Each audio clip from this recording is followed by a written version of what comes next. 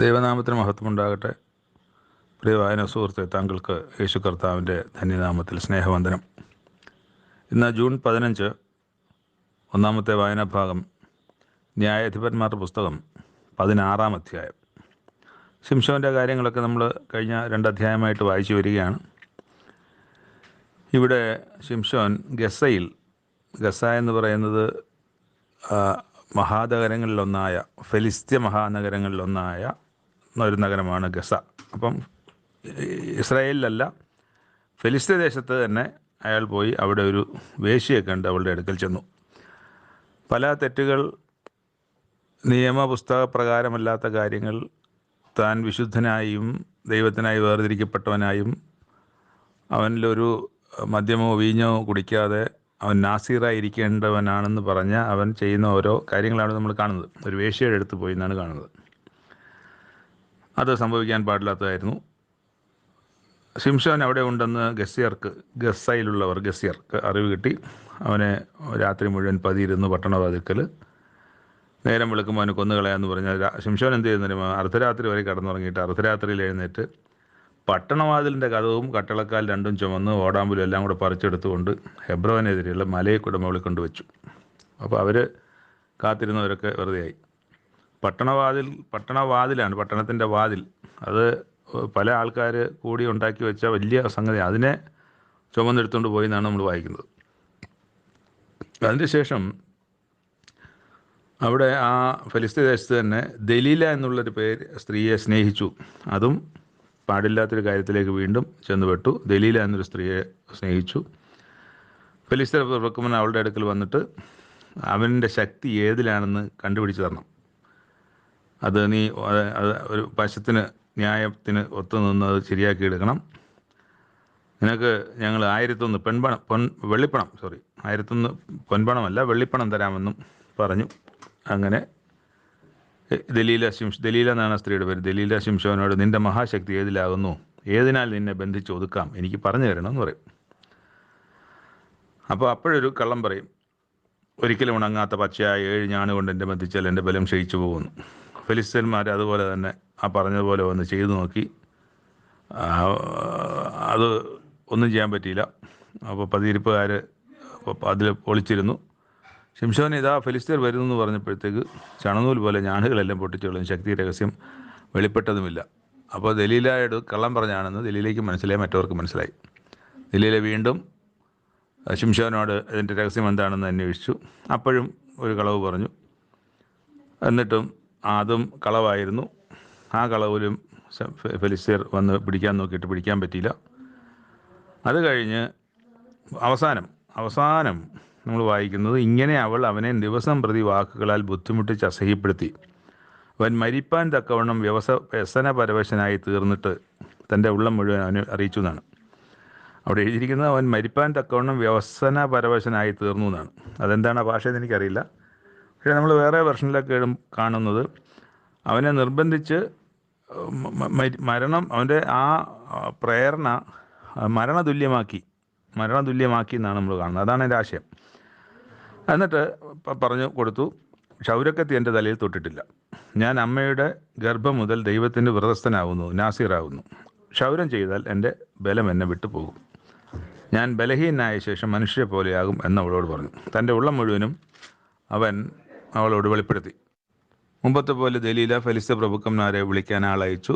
അങ്ങനെ വന്നു. തലയിൽ അവൾ ഉറങ്ങിക്കിടക്കുകയായിരുന്നു, മടിയിൽ ഉറങ്ങിക്കിടത്തിയിട്ട് ആളെ വിളിപ്പിച്ച് തലയിൽ ജട 7 കളഞ്ഞു. അങ്ങനെ തല മൊട്ടയായി അവൾ ഒതുക്കി തുടങ്ങി എന്നാണ് നമ്മൾ വായിക്കുന്നത്. ഒതുക്കി തുടങ്ങി. അങ്ങനെ അവൻ്റെ ശക്തി വിട്ടുപോയി. പിന്നെ പറഞ്ഞു, ശിംശോനെ ഫെലിസ്ത്യർ ഇതാ വരുന്നു എന്ന് പറഞ്ഞു. അവന് ഉണക്കം പറഞ്ഞു. യഹോവ തന്നെ വിട്ടു, ശക്തി എന്നെ വിട്ടു എന്നറിയാതെ ഞാൻ മുമ്പിലത്തെ പോലെ ഒഴിഞ്ഞു കളയുമെന്ന് വിചാരിച്ചു. ഫെലിസ്ത്യരോ അവനെ പിടിച്ച് കണ്ണ് കുത്തിപ്പൊട്ടിച്ച് ഗസയിലേക്ക് കൊണ്ടുപോയി. ചെയ്ത പ്രവൃത്തിയൊക്കെ എവിടെയാണ് വന്ന് നിൽക്കുന്നതെന്ന് മനസ്സിലായല്ലോ. അത് ദൈവം സഹായിച്ചു എന്നൊക്കെ ശരി തന്നെയാണ്. പക്ഷേ ഇന്ന് കണ്ണ് ഇല്ലാത്ത അവസ്ഥ, കണ്ണ് കുത്തപ്പെട്ട അവസ്ഥ, കണ്ണുപൊട്ടനായിരിക്കുന്നതിൻ്റെ അവസ്ഥയിൽ ശിംശോൻ എത്തിയിരിക്കുകയാണ്. എന്തൊരു കഷ്ടമാണ്. ശിംശോനെ നമ്മളിതൊക്കെ വായിക്കുമ്പോൾ ശിംശോൻ നമുക്ക് ഒരു വേദനയാണ് എപ്പോഴും. പക്ഷേ ശിംശോൻ ജീവിതത്തിൽ ചെയ്യാൻ പാടില്ലാത്ത പല കാര്യങ്ങളും ചെയ്യുന്നതും ഒക്കെ ഇതിൻ്റെ എല്ലാം പരിണതഫലമായിരിക്കാം ഇതെന്ന് ഞാൻ ചിന്തിക്കുകയാണ്, അറിയില്ല. എന്നിട്ട് ശിംശോനെ നമുക്ക് ഏൽപ്പിച്ചിരിക്കുന്നു എന്ന് പറഞ്ഞു. ദാഗോന് ഒരു വലിയ അവരുടെ ദേവനായ ദാഗോന് ഒരു വലിയ ബലി അർപ്പിക്കാനും ഉത്സവം ഘോഷിപ്പാനും അവരെല്ലാം കൂടെ ഒരുമിച്ച് കൂടി. ഇയാളെ അവിടെ കെട്ടിയിട്ടിരിക്കുകയാണല്ലോ. എന്നിട്ട് അവിടെ കൊണ്ടുവന്ന് അവിടെ കളിപ്പിച്ച് നമ്മുടെ മുമ്പിൽ കളിക്കാൻ ശിംശോനെ കൊണ്ടുവരുമെന്ന് പറഞ്ഞ് ശിംശോനെ കാരാഗ്രഹത്തിൽ നിന്ന് വരുത്തി അവൻ അവരുടെ മുമ്പിൽ കളിച്ചു. തൂണുകളുടെ ഇടയിലായിരുന്നു. വലിയ മണ്ഡപമാണ്. ആ മണ്ഡപത്തിലാണ് തൂണുള്ള മണ്ഡപമാണ്. അതിൽ നിർത്തിയിരുന്നത്. ശിംശോൻ തന്നെ കൈക്ക് പിടിച്ച ബാല്യക്കാരനോട് ക്ഷേത്രം നിൽക്കുന്ന തൂട് ചാരിയിരിക്കേണ്ടതിന് എന്നെ അവയെ തപ്പി നോക്കട്ടെ എന്ന് പറഞ്ഞു. അപ്പോൾ ലോട്ട് തപ്പി നോക്കാൻ പറഞ്ഞു. ക്ഷേത്രത്തിൽ പുരുഷന്മാരും സ്ത്രീകളും എല്ലാവരും നിറഞ്ഞിരുന്ന സമയമായിരുന്നത്. സകല ഫെലിസ്ത്യ പ്രഭുക്കന്മാർ അവിടെ ഉണ്ടായിരുന്നു. ശിംശോൻ കളിക്കുന്നത് കണ്ടുകൊണ്ടിരുന്ന പുരുഷന്മാരും സ്ത്രീകളും ഏകദേശം 3000 പേർ മാളികയിലുണ്ടായിരുന്നു. അവർ ശിംശോൻ യഹോവയോട് പ്രാർത്ഥിച്ചു. കർത്താവായ യഹോവേ, എന്നെ ഓർക്കണമേ. ദൈവമേ, ഞാൻ എൻ്റെ 2 കണ്ണിനും വേണ്ടി ഫെലിസ്ത്യരോട് പ്രതികാരം ചെയ്യേണ്ടതിന് നീ ഒരു പ്രാവശ്യം മാത്രം എനിക്ക് ശക്തി നൽകണമെന്ന് പറഞ്ഞു. ക്ഷേത്രം നിൽക്കുന്ന 2 നടുത്തൂണും അപ്പം ഒരു കൈ കൊണ്ടും മറ്റേ കൈ കൊണ്ടും പിടിക്കാൻ തക്കവണ്ണമുള്ള അടുത്തടുത്തുള്ള തൂണുകളാണ് നമുക്ക് മനസ്സിലാവും. 2 നടുത്തൂണും ഒന്ന് വലം കൈ കൊണ്ടും മറ്റത് ഇടം കൈ കൊണ്ടും ശിംശോൻ പിടിച്ച് അവയോട് ചാരി. ആ 2 തൂണിലും കൂടെ ചാരിയിട്ട് നല്ല ബലം പ്രയോഗിച്ചിട്ട് പറഞ്ഞു, ഞാൻ ഫെലിസ്ത്യരോട് കൂടി മരിക്കട്ടെ എന്ന് പറഞ്ഞുകൊണ്ട് ശക്തിയായിട്ടൊന്ന് കുനിഞ്ഞു. നമുക്ക് സങ്കല്പിക്കാൻ കഴിയാത്ത ശക്തിയാണ് ശിംശോനിൽ നിന്ന് പുറപ്പെട്ടു വരുന്നത്. ഒരു മനുഷ്യനും ഇതൊന്നും തകർക്കാനൊക്കത്, ഒരു തൂണ് പോലും തൊട്ട് തകർക്കാനൊക്കെ ഇത്രയും ആൾക്കാർ കൂടെ നിന്ന് ആനയൊക്കെ വലിച്ചാൽ മാത്രമേ. അങ്ങനെയുള്ള തൂണാണ് ഇപ്പോൾ വലിച്ച് കുനിയുമ്പോൾ ക്ഷേത്രവും അതിലുള്ള പ്രഭുക്കന്മാരുടെ എല്ലാം ജനത്തിൻ്റെ മണ്ടയ്ക്കോട്ട് വീഴുന്നത്. അങ്ങനെ അവൻ മരണസമയത്ത് കൊന്നവർ ജീവകാലത്ത് കൊന്നവരേക്കാൾ അധികമായിരുന്നു നമ്മൾ വായിക്കുന്നത്. അപ്പം ജീവിച്ചിരുന്ന സമയത്ത് കൊന്ന ഒരുപാട് പേരുണ്ട്, അതിനേക്കാളും അധികമായിരുന്നു. ആ മാളികയിലുണ്ടായിരുന്ന 3000 പേർ, താഴെ നിന്ന് പ്രഭുക്കന്മാർ, മറ്റ് കാണാൻ വന്ന ആളുകൾ, സ്ത്രീകൾ, പുരുഷന്മാർ, ഇവരെല്ലാവരും ഇതിനടിയിൽ വീണു എന്നാണ് നമ്മൾ വായിക്കുന്നത്. അങ്ങനെ എന്നിട്ട് അതിൻ്റെ കൂട്ടത്തിൽ ശിംശോനും മരിച്ചു. ശിംശോനെ അപ്പനായ മനോഹയുടെ ശ്മശാന സ്ഥലത്ത് അടക്കം ചെയ്തു. അത് നമ്മൾ ഇന്നലെ വായിച്ച പോലെ തന്നെ ഇസ്രായേലിന് 20 സംവത്സരം ന്യായപാലനം ചെയ്തിരുന്നു ശിംശോൻ്റെ ജീവിതം ഒരു സംഭവബഹുലമായ ജീവിതമാണ്. ദൈവം ഇതൊക്കെ എങ്ങനെ അനുവദിച്ചു എന്നുള്ളത് നമുക്ക് തോന്നും. ദൈവത്തിൻ്റെ ഒരു ലക്ഷ്യമുണ്ടായിരുന്നു. ആ ലക്ഷ്യത്തിന് വേണ്ടി ദൈവം ആ ലക്ഷ്യം നടക്കാൻ വേണ്ടി അങ്ങനെ അനുവദിച്ചായിരിക്കണം എന്നൊക്കെയാണ് അതിനെക്കുറിച്ച് ചിന്തിക്കാൻ കഴിയുക.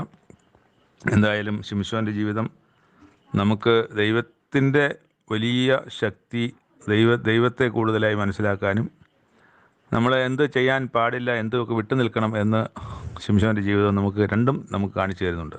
ദൈവത്തിൻ്റെ മഹത്വവും നമ്മൾ കാണുന്നുണ്ട്.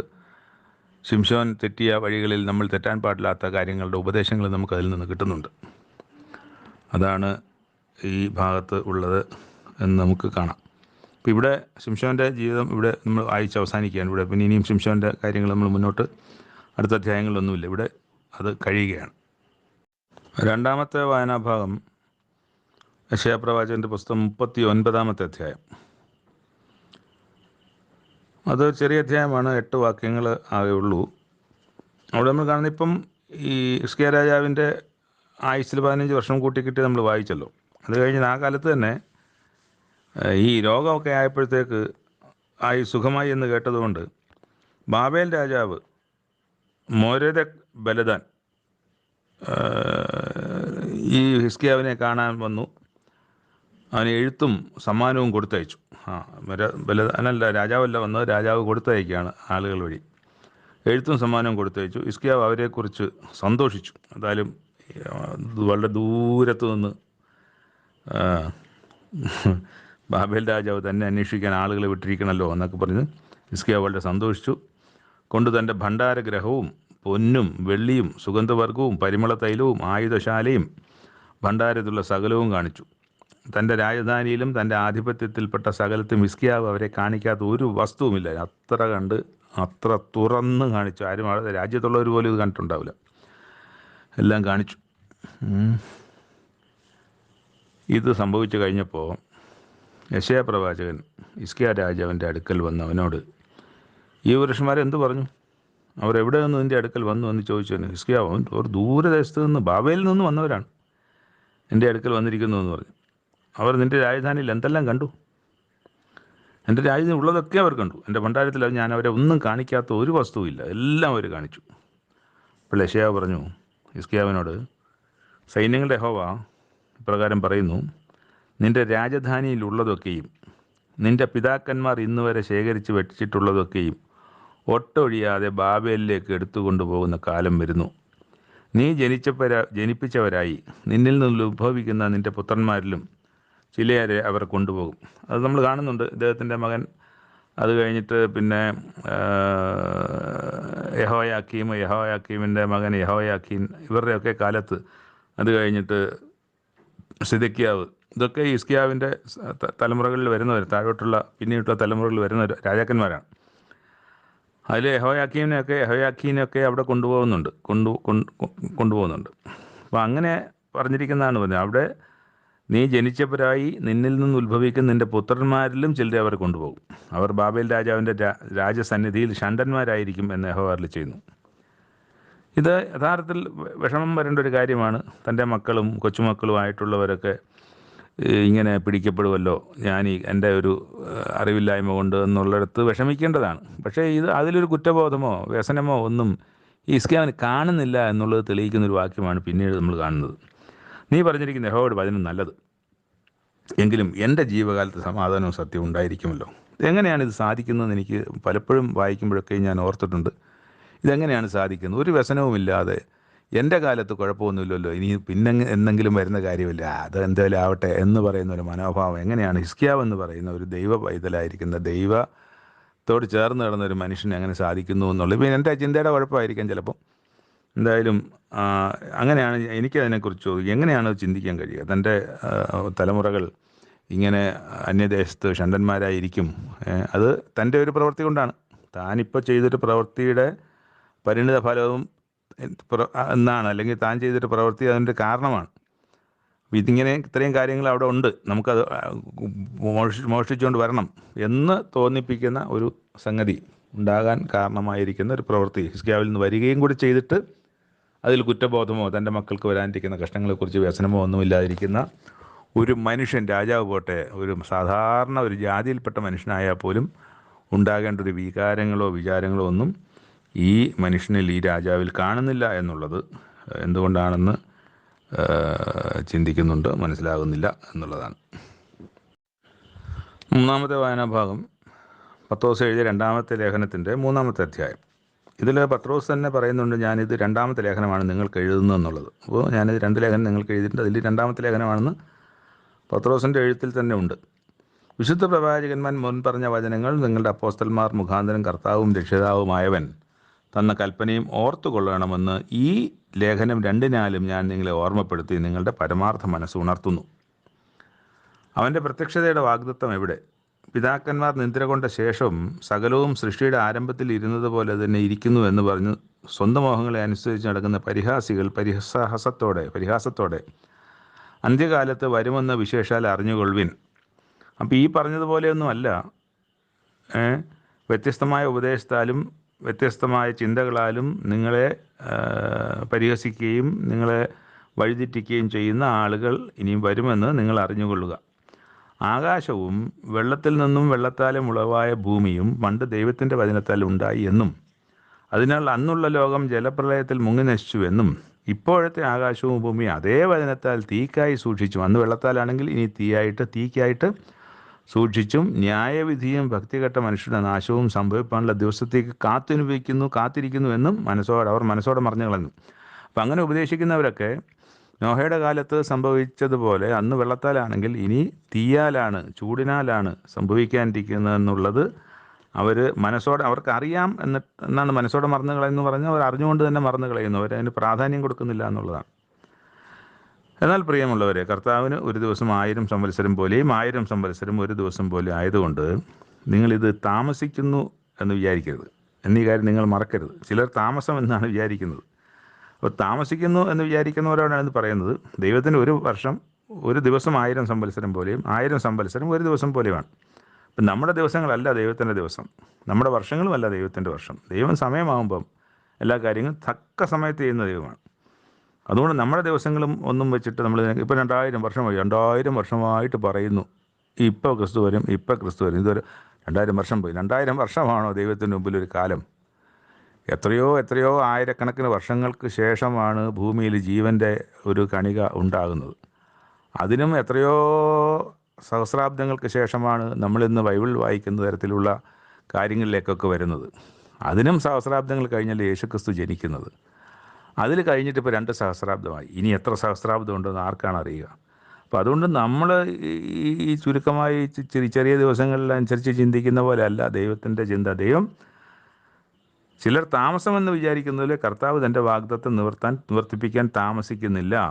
ആരും നശിച്ചു പോകാതെ എല്ലാവരും മാനസാന്തരപ്പെടുവാൻ അവൻ ഇച്ഛിച്ചിട്ട് നിങ്ങളോട് ദീർഘക്ഷമ കാണിക്കാതെ കൂടുതൽ സമയം തരുന്നു എന്നുള്ളതാണ്. കൂടുതൽ ആൾക്കാർ രക്ഷിക്കപ്പെടുന്നെങ്കിൽ രക്ഷിക്കപ്പെടട്ടെ എന്ന് പറഞ്ഞിട്ട് കർത്താവിൻ്റെ ദിവസമോ കള്ളനെപ്പോലെ വരും.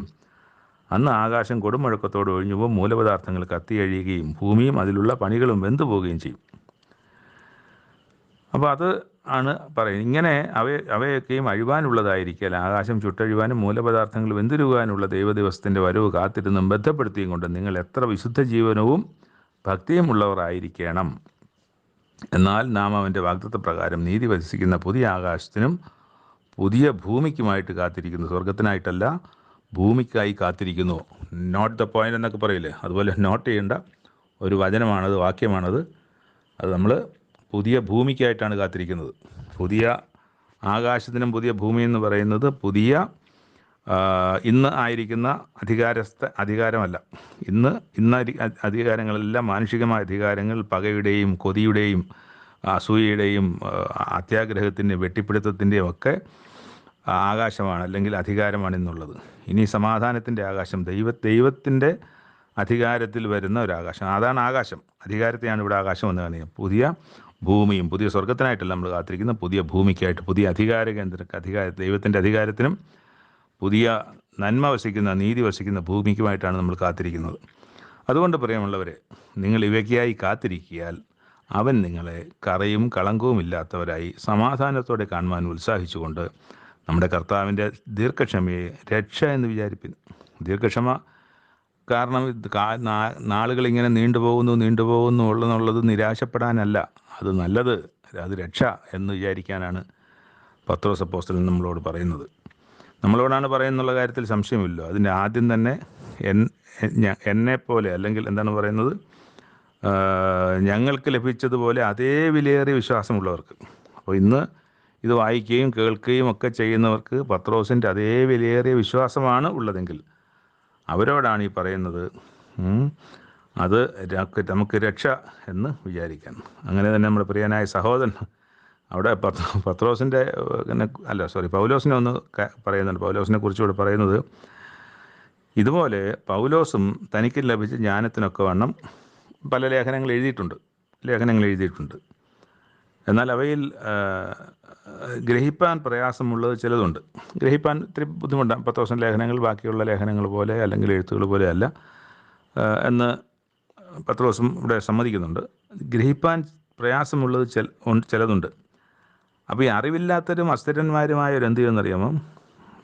ശേഷം തിരുവെഴുത്തുകളെപ്പോലെ അതും ഈ മനസ്സിലാകാൻ കഴിയാത്തതും തങ്ങളുടെ നാശത്തിനായിക്കോട്ടെ, അവരുടെ ഇഷ്ടത്തിനായിട്ട് ഇതങ്ങനെയാണ് ഇങ്ങനെയാണെന്നൊക്കെ പറഞ്ഞ് ആ ഉപദേശത്തെ അവർക്ക് ഇഷ്ടത്തിനായിട്ട് അവർ നാശത്തിനായി കൂട്ടിക്കളയുന്നു. എന്നാൽ പ്രിയമുള്ളവരെ, നിങ്ങൾ മുമ്പുകൂട്ടി അറിഞ്ഞിരിക്കുക കൊണ്ട് അധർമ്മികളുടെ വഞ്ചനയിൽ കുടുങ്ങി സ്വന്തം സ്ഥിരത വീണു പോകാതിരിപ്പാൻ സൂക്ഷിച്ചു കൊള്ളുവിൻ. കൃപയിലും നമ്മുടെ കർത്താവും രക്ഷിതാവുമായ യേശുക്രിസ്തുവിൻ്റെ പരിജ്ഞാനത്തിലും വളരുവിൻ. അവന് ഇപ്പോഴും എന്നേക്കും മഹത്വം. അങ്ങനെ വഴിതെറ്റിക്കുന്നവരുടെ വഴിതെറ്റിയ വഴികളിൽ പോകാനല്ല, അവരുടെ ഉപദേശങ്ങളിൽ പോകാനല്ല. അവർ ചിലപ്പം മനുഷ്യരുടെ ഇടയിൽ കേവന്മാരൊക്കെ ആയിരിക്കാം, ചിലപ്പം വലിയ അച്ഛനായിരിക്കാം, ചിലപ്പം അല്ലെങ്കിൽ അച്ഛന്മാരുടെ അച്ഛന്മാരായ തിരുമേനിയായിരിക്കാം, ഒക്കെ ആയിരിക്കാം.